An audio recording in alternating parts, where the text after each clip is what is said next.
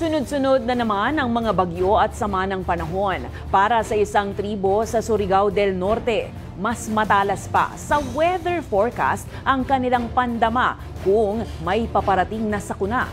Ang kanilang Community Resilience Plan para palakasin ang kanilang komunidad sa Balitang A to Z ni Stanley Gahete. Sa bayan ng San Francisco, Surigao del Norte ay ang maliit na barangay ng Amontay.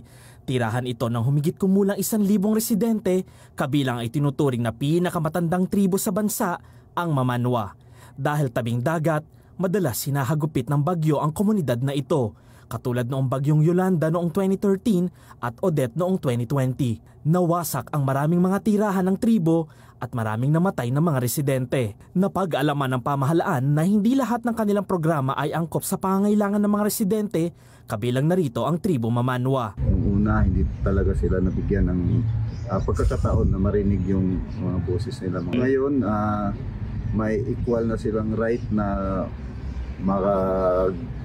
ano nang hinanaing nila, opinion, kung anong gusto nila sa community nila. Ayon sa katutubong si Paquito, may mga tradisyon sila ng pakikitungo sa kalikasan na galing pa sa kanilang mga ninuno. Halimbawa may darating na masamang panahon, ay malalaman din naman yun sa mga matatanda namin. Magawa tayo ng bahay, kay mamayang gabi darating yung masamang panahon. Ngayong umaga pa lang, magawa na ng bahay. Ang role ng IP is very important because may existing na sila na mga ginagawa for resilient, no, na hindi natin alam, no? Like preparedness, binabasa nila yung hangin, no?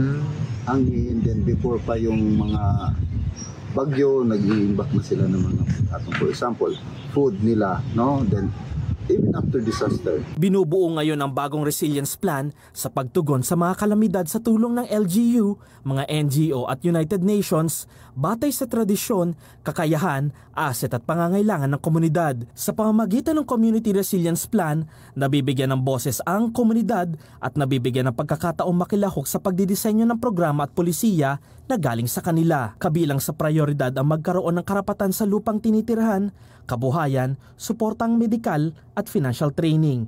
Naghahangad din ang tribo ng tulong sa edukasyon, pabahay at wifi connectivity. Masaya kami lahat na nakasama kami kasi na namin yung aming hinanakit at mga problemang na nailabas namin doon yung mga problema namin. Sa mga nagdaang bagyo ay zero casualty na sa komunidad dahil sa maagap na pagtugon ng mga residente sa tulong ng local disaster management officials. Na-explain naman namin sa kanila na maaring mangyari yung mga storm surge, gaya ng Yolanda, so hindi na natin hihintayin yon na mangyari.